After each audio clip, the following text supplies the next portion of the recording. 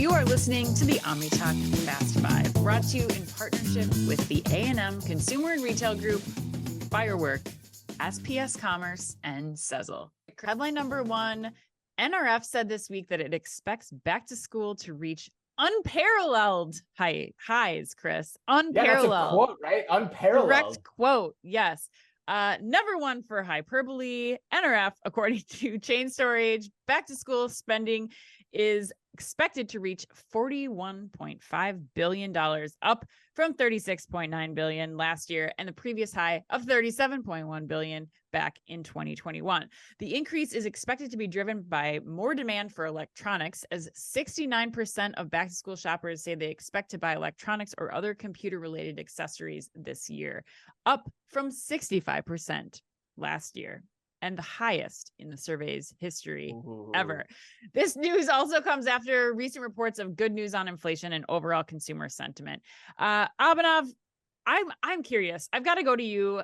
Are you bullish on this sentiment from NRF, or do you think we should be looking at back to school a little bit more cautiously? How are you advising your clients to kind of approach the next few months? A little bit more cautiously. Really? Okay, yeah. Interesting. I think the trend that they are talking about, that it is going to be higher than last year, I think that is correct.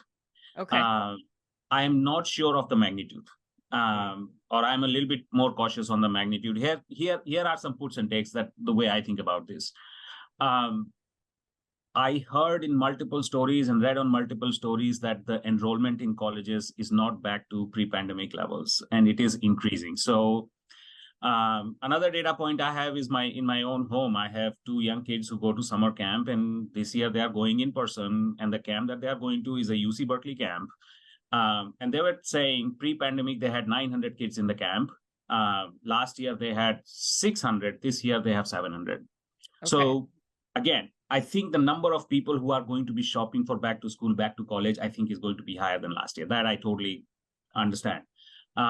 Inflation is also there. So that should increase the amount of sales that people have. However, people are trading down.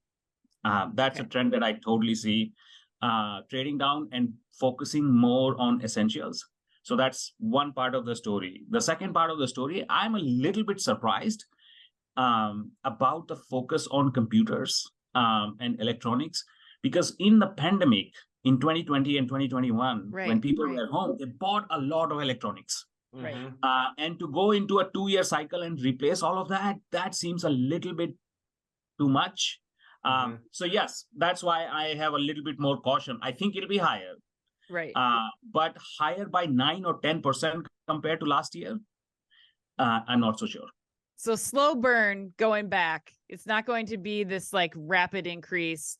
Stay cautious and a little bit reserved, and be mindful of those consumers who are trading down, who are making some more economically focused investments. Manola, anything you'd throw in or add there that you're hearing or that you've been talking to your clients about? Yeah, I mean, I tend to agree, right? I'm not super bullish, and I would expect some growth, but I think a chunk of it is inflation driven, and to just build on what Abhinav was saying, the shift in mix is going to be still there, and is an interesting one. And yeah, the people going more value, more who's going to win, I think from this growth is going to be an interesting outcome, and I don't think it's not going to be equal across the board. Okay. Got it. So interesting. So you guys think like there could be some growth, but it's not going to be like gangbusters for everyone. That's your point there, Manola? Yeah. I think it's going to be two different stories as we kind of look back on it. Chris, throw your thoughts in. What are you thinking? Yeah, I mean, it's hard to know. I mean, I think the smart play is to think about it like Abhinav and Manola are, because, and we had a great conversation about this earlier this week. We had Placer AI on our Ask an Expert series on LinkedIn, Ethan Chernovsky, and he was talking about how traffic patterns appear to be improving in June, in addition to the reports we're getting on inflation and consumer sentiment. So all things are pointing toward it being a good back to school season. And that was pretty broad, those traffic patterns.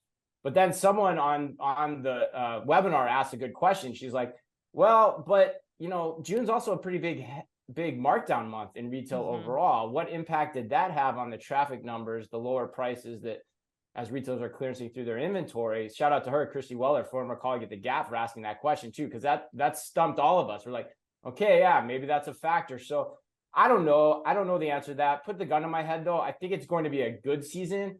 I think the big players like Walmart, given what they announced last week, like we talked about on the show, they're going to win the season. They're going to do well. But I'm kind of in Manola's camp. Like, I don't think everyone's going to win here. Yeah, I think you guys are bringing up really good questions. And I was thinking the same kind of thing, like, where will the growth be? Is it going to be the big box and off price? Or, I mean, when we talked to Ethan, you know, players like Lululemon still showing like really strong results. But is that going to be a place where you know, back to school is still heavy, or is it more on the off price sector? Are people going into, you know, get their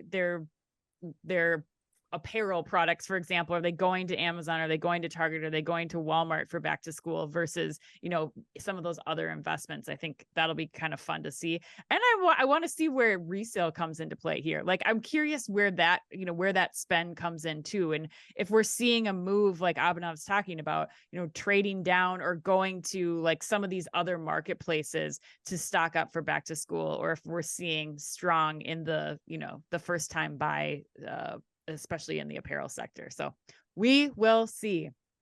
All right. Yeah. Back to school, heavily dominated by school supplies, electronics, and apparel. Those are the three big categories.